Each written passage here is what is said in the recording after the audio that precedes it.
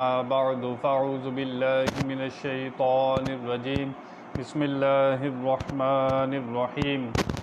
میرے معزز سامعین و ناظرین، السلام علیکم ورحمۃ اللہ وبرکاتہ۔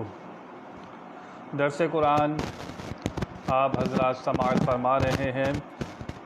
گزشتہ نشست میں آپ نے جو آیہ مبارکہ سماعت فرمائی، اس میں اللہ تعالیٰ نے بنی اسرائیل سے ایک عہد لیا تھا کہ اللہ تعالیٰ کے سوا کسی کی عبادت نہ کرنا، اور والدین کے ساتھ، یتیموں کے ساتھ، مسکینوں کے ساتھ اچھا سلوک کرنا، اور تمام انسانوں کے ساتھ جب بات کرنی ہے تو اچھی بات کرنی ہے۔ یہ عہد بنی اسرائیل سے لیے گئے تھے۔ اس کے بعد اگلی آیہ مبارکہ میں بھی اللہ تعالیٰ نے بنی اسرائیل سے ایک اور عہد لیا تھا۔ اللہ تعالیٰ نے ایک عہد لیا بنی اسرائیل سے۔ اللہ فرماتا ہے وَإِذْ أَخَذْنَا مِيثَاقَكُمْ لَا تَسْفِكُونَ دِمَاءَكُمْ وَلَا تُخْرِجُونَ أَنفُسَكُمْ مِنْ دِيَارِكُمْ ثُمَّ أَقْرَرْتُمْ وَأَنْتُمْ تَشْهَدُونَ۔ اور جب ہم نے تم سے عہد لیا کہ اپنوں کا خون نہ کرنا اور اپنوں کو اپنی بستیوں سے نہ نکالنا، پھر تم نے اقرار کیا اور تم گواہ ہو۔ اللہ تعالیٰ نے بنی اسرائیل سے ایک اور عہد لیا تھا۔ یہ خطاب ہے جو نبی پاک صلی اللہ تعالی علیہ وسلم کے سامنے یہودی موجود تھے، ان سے خطاب ہے کہ اللہ تعالیٰ نے تمہارے باپ داداؤں سے ایک عہد لیا تھا، اور تمہارے باپ داداؤں سے عہد لینا، اس سے مراد یہ ہے کہ اگر انہوں نے ہم سے وعدہ کیا تھا اس عہد پورا کرنے کا، تو تم بھی اس عہد پورا کرنے کے ذمہ دار ہو۔ تمہارے باپ دادوں سے وعدہ ہوا تھا کہ وَإِذْ أَخَذْنَا مِيثَاقَكُمْ لَا تَسْفِكُونَ دِمَاءَكُمْ، کہ اپنوں کا خون نہ بہانا، آپس کے اندر خون ریزی نہ کرنا، بلا وجہ بغیر حکم شرعی کسی کا خون نہ بہانا۔ تمہارے رشتہ دار ہوں، تمہارے سگے بھائی ہوں، تمہارے ہم مذہب لوگ ہوں یا تمہاری قوم ہو، آپس برادری کے اندر بلا وجہ ایک دوسرے کا قتل نہ کرنا۔ اللہ تعالیٰ نے یہ وعدہ لیا تھا بنی اسرائیل سے۔ اور دوسرا وعدہ لیا تھا وَلَا تُخْرِجُونَ أَنفُسَكُم مِّن دِيَارِكُمْ، اپنے کو اپنے گھروں میں سے نہ نکالنا، یعنی اپنے قوم یا اپنے ہم مذہب، اپنے بہن بھائی، قرابت دار اور جو تمہاری قوم کے لوگ ہیں، انہیں اپنے علاقوں سے، اپنے شہروں سے یا اپنے گھروں سے نہ نکالنا۔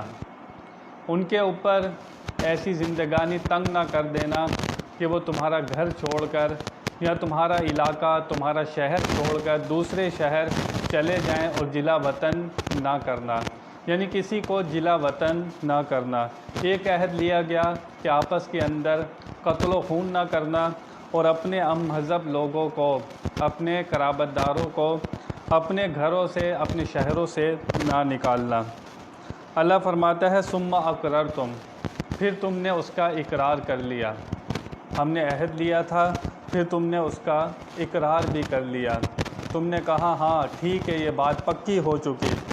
وَأَنْتُمْ تَشْهَدُونَ، اور تم اس پر گواہ بھی تھے، یعنی کہ جب تم نے اقرار کیا تھا تو تمہارے اندر بعض یعنی کہ کچھ لوگ تم پر گواہ تھے جو وعدہ کر رہے تھے، دوسرے لوگ یہ وعدہ سن رہے تھے۔ جب وہ وعدہ کر رہے تھے تو دوسرے لوگ یہ وعدہ سن رہے تھے، تم ایک دوسرے پر گواہ بھی تھے۔ یہاں جو یہود حضور اکرم صلی اللہ تعالی وسلم کے سامنے موجود ہیں، وہ بھی گواہ تھے، کیونکہ وہ بات سن کر گواہی دے رہے تھے۔ انہوں نے اس واقعے کا، ان کو پتہ تھا، اس واقعے کی اتنی شہرت تھی، وہ شہرت سن کر جو حضور کے سامنے یہودی تھے اس واقعے کی گواہی دے رہے تھے۔ چنانچہ بنی اسرائیل سے اللہ تعالیٰ نے ایک اور وعدہ لیا تھا۔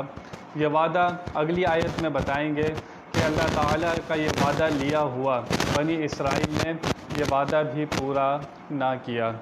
ان کی فطرت، ان کا مزاج، ان کی عادت، ان کی بد نصیبی اور اس حد تک بڑھ چکی تھی کہ یہ لوگ موسیٰ علیہ السلام سے وعدے کر کے بار بار اس عہد کو توڑ رہے تھے۔ وعدہ کر کے توڑ دینا یہ مومن اور اہل ایمان کی علامت نہیں ہوتی۔ مومن جو ہوتا ہے وہ وعدہ خلافی نہیں کرتا۔ نبی سے عہد لینا بھی اللہ تعالیٰ سے عہد لینا ہے۔ وہ لوگ جو عہد لیتے تھے وہ نبی سے لیتے تھے، لیکن اللہ نے فرمایا نبی سے عہد لینا بھی ایسا ہے جیسے اللہ سے عہد لینا، کیونکہ نبی اللہ کے پیارے ہوتے ہیں۔ وہ اپنی طرف سے کوئی بات نہیں کرتے، وہ اللہ تعالیٰ کا پیغام لوگوں تک پہنچاتے ہیں۔ تو جنہوں نے نبیوں سے وعدہ کر کے توڑ دیا ان کے لیے اللہ تعالیٰ نے بہت عذاب تیار کر رکھے ہیں۔ جو لوگ وعدہ توڑ دیتے ہیں، اللہ سے کیے ہوئے وعدہ توڑ دیتے ہیں، پھر ہدایت ان سے روک لی جاتی ہے، پھر وہ اس قابل نہیں ہوتے کہ ان کو سیدھے راستے کی ہدایت دی جائے۔ یہاں سے ہمیں کیا پتہ لگا؟ آج جو ہمارا معاشرہ ہے، ہم پاکستان میں رہتے ہیں، ہمارے لیے بھی اس آیہ مبارکہ سے ایک بہت بڑا پیغام ہے۔ ہم مسلمانوں کے اندر بھی زبان کے نام پر یا قوم کے نام پر ہم اہل زبان اور اہل قوم ہم کہلاتے ہیں، لیکن کوئی پشتو بولنے والا، کوئی سندھی بولنے والا، کوئی بلوچی بولنے والا اگر دیکھا جائے تو ہم سب مسلمان ایک جسم کے مانند ہیں۔ یہ زبان کے فرق تو صرف علاقوں کی وجہ سے ہیں، لیکن سب مسلمان آپس میں بھائی بھائی ہیں۔ قرآن کا یہ اعلان ہے، انما المؤمنون اخوہ، کہ مسلمان سب آپس میں بھائی بھائی ہیں۔ لیکن مسلمانوں کی قوت توڑنے کے لیے غیر مسلم غیر لوگ آپس کے اندر ایک دوسرے کا کیسے قتل و خون کیا آپ کے سامنے ہے۔ پاکستان کے اندر ہی زبان کے نام پر ہزاروں لوگ، لاکھوں لوگ قتل کر دیے گئے۔ اسی پاکستان میں آپ نے دیکھا اللہ نے بنی اسرائیل سے عہد لیا تھا کہ آپس میں قتل و خون نہ کرنا۔ کیوں؟ آپس کے اندر جب قتل و خون کرو گے تو جو دوسرے لوگ وہ دیکھیں گے تمہاری طاقت کمزور ہو جائے گی۔ جب آپس میں ایک دوسرے کے دشمن ہو جاؤ گے تو جو تمہارا اصلی دشمن ہے وہ تم پر آسانی سے قابو پا لے گا اور تمہاری طاقت کمزور ہوتی چلی جائے گی۔ ہمارے سامنے مسلمانوں کو مسلمانوں سے لڑایا جا رہا ہے۔ آج بھی سازشیں کی جاتی ہیں، اور کتنی سازشیں آپ کے سامنے ہیں کہ یہ مسلمان ایک طاقت نہ رہیں، ایک طاقت نہ بنے۔ ان کے اندر قتل و خون کروایا جاتا ہے اور مسلمان اس کے اندر مصروف ہو جاتے ہیں۔ اور دوسری بات یہ بتائی گئی کہ اپنے اہل قرابت داروں کو، اپنے بہن بھائیوں کو، اپنی قوم کو اور اپنے مذہب کے لوگوں کو جلا وطن نہ کرنا، گھر سے نہ نکالنا۔ آج بھی ایمان والے مسلمان دیکھیں، اگر اپنے ہی مسلمانوں کو اس وطن سے لوگ نکالنے کے لیے اتنا مجبور کر دیں، ان کو اتنی پریشانیاں دیں، اتنا تنگ کریں، اتنا ظلم کریں کہ وہ لوگ وطن چھوڑنے پر مجبور ہو جائیں، وہ انہی کی قوم کے لوگ ہوں اور ہم مذہب ہوں، لیکن پریشانیوں اور ظلم کی وجہ سے ان کو شہر علاقہ چھوڑنا پڑے، تو پھر یہ وہ چیز ہوتی ہے کہ انسان کی قومی طاقت ٹوٹتی چلی جاتی ہے اور ان کے اندر ایک فساد اور ایک کمزوری پیدا ہو جاتی ہے۔ دشمنان مسلمان، جو مسلمانوں کے دشمن ہیں، ایمان والوں کے دشمن ہیں، وہ مسلمانوں کے اندر یہی فساد مچاتے ہیں، ان کو آپس میں لڑوا دیتے ہیں، ان کی آپس کی طاقت ختم ہو جاتی ہے اور مسلمان کو ذلیل کرنے لگ گئے، رسوا کرنے لگ گئے۔ ان کے اندر بھی ہم بڑے لوگ ہیں، غریب لوگ، چھوٹے لوگ ہوتے ہیں، اس طرح بھی ان کے اندر کنڈیشن لگا دی گئی اور لوگوں کا دماغ ایسا بنتا چلا جا رہا ہے۔ ایک طبقہ ایسا پیدا ہو گیا جو صحیح علماء کو، جو دین کے وارث ہیں، جو صحیح دین لوگوں تک پہنچاتے ہیں، علماء جو اہل حق ہوتے ہیں وہ دین کے وارث ہوتے ہیں، لیکن ایک طبقہ ایسا پیدا ہو گیا کہ وہ علماء کی برائی کرتا ہے، سچے علماء کی۔ جو سچا عالم ہو، اگر مسلمان اس کی برائی کرتا ہے تو اس کا ایمان خطرے میں چلے جاتا ہے، کیونکہ عالم جو ہوتا ہے وہ نبی کے دین کا وارث ہوتا ہے اور عالم کی توہین کرنا نبی کے دین کی توہین کرنا ہے۔ جو سچا عالم ہے اگر اس کی توہین کی جائے تو انسان کا ایمان بہت خطرے میں چلے جاتا ہے، اور قریب ہوتا ہے کہ اس کا ایمان کوئی ایسا جملہ سخت جملہ نکل گیا تو اس کا ایمان اس کے اندر سے نکل جاتا ہے اور وہ دائرہ اسلام سے نکل جاتا ہے۔ غیروں کی سازش ہے کہ علماء کی برائی کی جائے، مسلمانوں کو ان کے دل میں نفرت ڈالی جائے۔ کچھ عالم بھی خراب ہو گئے جس کی وجہ سے پورا ایک ماحول خراب کر دیا گیا، اور کتنے لوگوں کو جو لوگ چاہتے تھے کہ عالموں کے قریب جائیں، لیکن ان کے سامنے ایک ایسی تصویر پیش کی گئی کہ وہ لوگ عالم علماء کے قریب نہ جائیں، ان سے دور رہیں، اور کافی حد تک وہ لوگ کامیاب ہو گئے۔ لوگ کہتے ہیں بھائی صحیح طرح صرف نماز پڑھو، روزہ رکھو، ہمیں کیا ضرورت ہے کسی کی بات سننے کی اور سچے عالم کے پاس جانے کی۔ اس کے اندر شیطان بھی زور لگاتا ہے اور بندے کا نفس بھی زور لگاتا ہے، اور وہ لوگ صحیح عالم کو سننے نہیں دیتا۔ شیطان و نفس یہی کہتا ہے بس چپ کر کے نماز پڑھتے رہو، روزہ رکھتے رہو، زیادہ دین کی باتیں سننے کی ضرورت نہیں ہے۔ ان کے دل کے اندر علماء سے نفرت پیدا کر دی گئی ہے، اور علماء سے نفرت پیدا کرنا دین سے نفرت پیدا کرنا ہے۔ جو سچا عالم ہے اگر آپ اس سے نفرت کرتے ہیں، اس سے بغض رکھتے ہیں، تو پھر آپ کیسے مسلمان ہو سکتے ہیں؟ کہ جس کی بنیاد عالم جو ہوتا ہے وہ دین کا وارث ہوتا ہے، نبی کا نائب ہوتا ہے، وہ دین کی خدمت کر رہا ہوتا ہے، نبی کے دین کو قیامت تک رہنا ہے، اور یہ لوگ دین کو محفوظ رکھتے ہیں اور لوگوں تک پہنچاتے ہیں۔ جب عوام سے ان کی برائی کروائی جائے گی، اور غیر مسلموں نے اس حد تک بہت کامیاب ہو گئے، ایک تو نئی نسل کو عیاشی کے اندر لگا دیا، ان کو انٹرنیٹ کی سہولت دے کر اتنی عیاشی کے اندر ان کو دماغ کو لگا دیا کہ ان کا دماغ دین کی طرف آئی نہیں، کیونکہ ان کو عیاشی کے اندر اتنی لذتیں ملتی ہیں، ان کو پھر نماز میں کہاں مزہ آتا ہے، پھر ان کو قرآن و حدیث کی بات سننے میں کہاں مزہ آتا ہے۔ غیر اسی طرح مسلمانوں کو کمزور کر رہا ہے، علماء سے دور کر رہا ہے، اور ان کو عیاشی میں لگا رہا ہے نئی نسل کو۔ علماء سے پہلے ہی دور ہو جائیں گے، وہ قرآن و حدیث کی بات سنیں گے نہیں، اور دوسرا وہ انٹرنیٹ پر اتنی آسانیاں دے دیں گے کہ اسمارٹ فون ہر غریب کی پہنچ میں آ گیا، انٹرنیٹ کا پیکج ہر غریب کی پہنچ میں آ گیا، ایسے پیکج دے دیے گئے کہ غریب بھی اس کے اندر انوالو ہو جائے۔ اس کا استعمال اگر دیکھا جائے پاکستان میں تو 30% صحیح استعمال ہوگا، لیکن 70% اس کا غلط استعمال ہو رہا ہے، کیونکہ بچے کا ذہن اتنا پختہ نہیں ہوتا، وہ سب سے پہلے برائی کو قبول کرتا ہے، کیونکہ والدین بچے کے اوپر اتنی محنت نہیں کرتے، گھر کا ماحول بھی ایسا نہیں ہوتا، والدین بھی اتنے نیک اچھے نہیں ہوتے زیادہ تر کہ بچوں کی تربیت کر سکیں۔ اس کی وجہ سے ایک ایسا ماحول پیدا ہوتا ہے کہ بچہ چھوٹا ہوتا ہے، پھر وہ برائی کو ایکسیپٹ کر لیتا ہے۔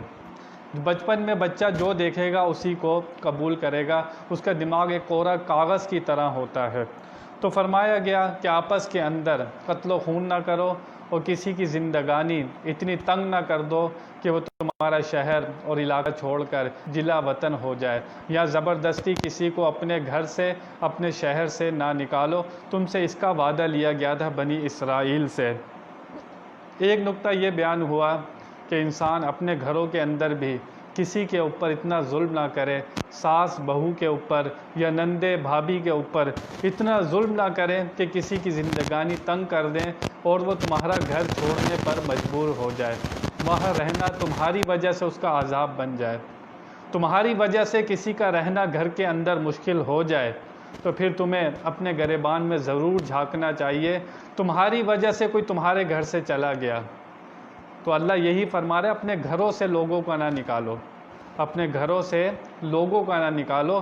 جب تم ایسا بیہیویئر کرو گے، ایسا سلوک کرو گے، دوسرے کی زندگی حرام بنا دو گے، اس کا جینا دوبر کر دو گے، تمہاری وجہ سے کوئی تمہارے گھر پر سے نکل جائے، تمہاری بہو ہو، تمہاری بھابھی ہو، تمہارا بھائی ہو، تمہاری بہن ہو، تم لوگ اتنے ظالم ہو جاتے ہو کہ لوگ تمہارا گھر چھوڑنے کے اوپر تیار ہو جاتے ہیں، اور پھر تم لوگ نماز بھی پڑھو، روزہ بھی رکھو، کسی کی زندگی برباد کر کے، کسی کی زندگی کے اندر زہر گھول کر پھر تم چاہتے ہو کہ ہم اللہ کی عبادت کریں، اللہ کو راضی کر لیں، پھر ایسا نہیں ہو سکتا۔ تم نے جس کی زندگانی اتنی تنگ کر دی ہے، پہلے اس کی زندگی میں سکون لانا ہوگا، ہر کسی کو اپنے گریبان میں جھانکنا ہوگا۔ اللہ نے یہ عہد لیا تھا بنی اسرائیل سے، کیونکہ اس کے اندر گھر کے گھر، معاشرے کے معاشرے، علاقے کے علاقے، شہر کے شہر تباہ ہو جاتے ہیں کہ ان کے اندر خون ریزی ہو جائے جب اپنوں کو جلا وطن کیا جائے، اپنوں کو اپنے گھر سے نکالا جائے، اپنے شہر سے نکالا جائے، تو پھر انسان، وہ علاقے، وہ گھر بھلائی کی طرف نہیں جاتے، وہ گھر، وہ علاقے پھر بربادی کی طرف جاتے ہیں۔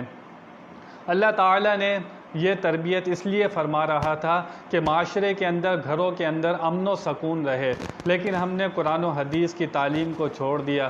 بنی اسرائیل نے سرکشی کی تھی، لیکن مسلمان بھی کون سے کم ہیں، آپس کے اندر خون ریزی کرتے ہیں، 2 پیسوں کے لیے کسی کا قتل کر دیتے ہیں، تھوڑی سی ناراضگی ہو گئی قتل کروا دیتے ہیں، جائیداد کے پیچھے قتل ہو جاتے ہیں، تھوڑی جگہ کے اوپر قتل ہو جاتے ہیں، کسی نے کوئی بات بولی، دشمنی تھی آپس میں، مسلمان کو قتل کر دیتا ہے۔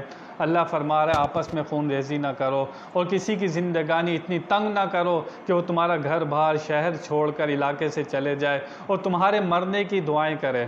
اپنی زندگی ایسے نہ بنائے۔ مومن وہ ہوتا ہے جس کی زبان سے، جس کے ہاتھ سے دوسرا مومن محفوظ رہے۔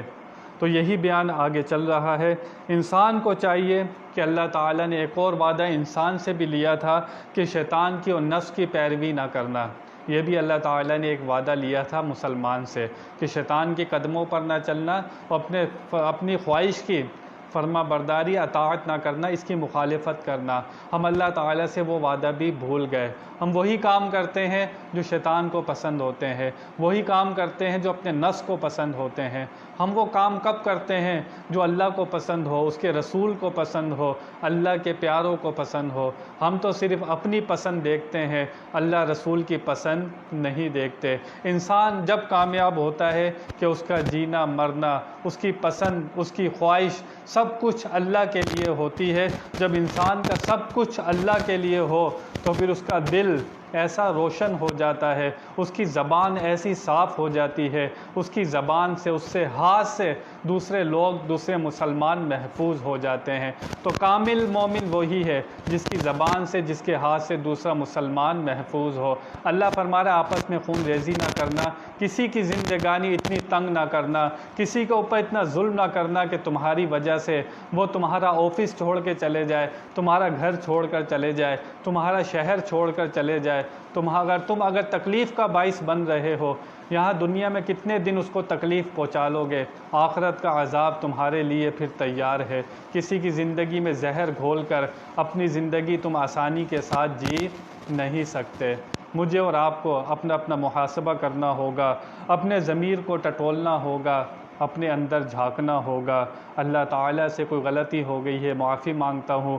اب سامعین و حضرات کو بھی اگر کوئی ایسی غلطی کوئی کر رہا ہے، اس کو بھی اللہ تعالیٰ کی بارگاہ میں سچی توبہ کرنی چاہیے۔ وہ اپنی زندگی کے اندر ایسا ہونا چاہیے کہ کسی کو تکلیف نہ پہنچائے، اگر پہنچا سکتا ہے تو کسی کو آسانی پہنچائے، کسی کے لیے کانٹے نہ بچھائے۔ آپ کسی کے لیے کانٹے بچھائیں گے تو پھر آپ کی زندگی میں کوئی پھول بچھانے والا نہیں ہوگا۔ دوسروں کی تکلیف ظلم کریں گے تو آپ کے لیے بھی آسانیاں نہیں ہے۔ یہی آیت سے ایک پیغام ملا مسلمانوں کو، ایمان والوں کو، کہ آپس کے اندر آرام اور سکون سے رہنا ہے، اور صبر سے رہنا ہے، برداشت سے رہنا ہے، اور دنیا میں زندگی گزارنی ہے تو اللہ رسول کے احکام کے ساتھ گزارنی ہے۔ شیطان کو خوش نہیں کرنا، ہم نے رحمان کو خوش کرنا ہے۔ تو یہی پیغام اس آیت سے ہے۔ ہمیں بہت کچھ اس آیت مبارکہ سے سیکھنے کو مل رہا ہے۔ آگے بیان جاری ہے۔ بیان میں کوئی غلطی ہوئی اللہ کی بارگاہ میں توبہ کرتا ہوں۔ وآخر دعوانا ان الحمد للہ رب العالمین۔